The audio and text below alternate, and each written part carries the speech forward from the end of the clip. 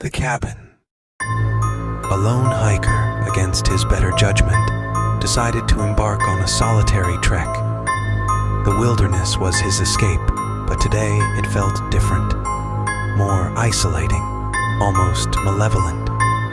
As he ventured deeper into the mountains, an eerie silence enveloped him, broken only by the occasional rustle that seemed to follow from just beyond sight.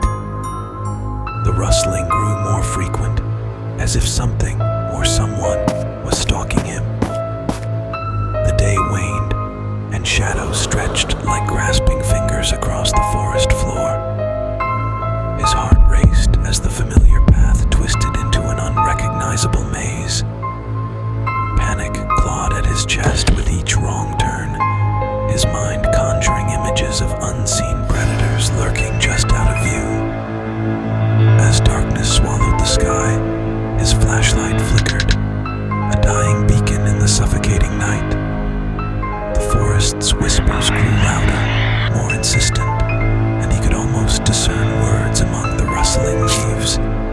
He was not alone. He felt eyes watching him from the shadows, a sinister presence that seemed to move closer with each passing moment. Stumbling upon a decrepit cabin felt like a cruel trick of fate.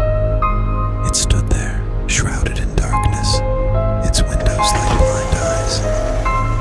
With his flashlight's last breath, he entered, feeling an oppressive weight settle over him as the door creaked shut behind him.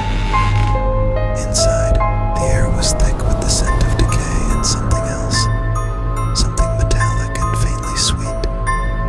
The bed in the center seemed too perfectly placed, a stage set for an unwelcome guest. He told himself the owner would understand, or perhaps they were long gone, consumed by the cabin's ravenous appetite.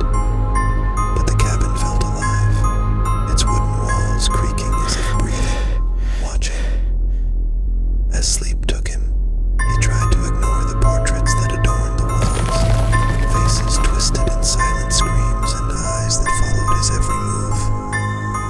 The darkness seemed to pulse with a life of its own, the eyes in the portraits glinting with a malevolent intelligence. He swore he heard whispers, the faintest echoes of the words he'd heard outside, promising doom. Morning light revealed a horrifying truth. There were no portraits, only windows, and through each one a pair of eyes watched him, unblinking and full of hunger.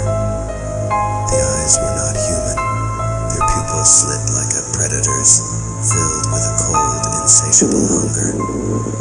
He realized with dawning horror that the whispers had not been his imagination. The forest had been speaking to him, and now the cabin was answering. He was not just a visitor in the cabin, he was prey. The main story begins now. The next part of the cabin story will be more terrifying. Till then, subscribe to my channel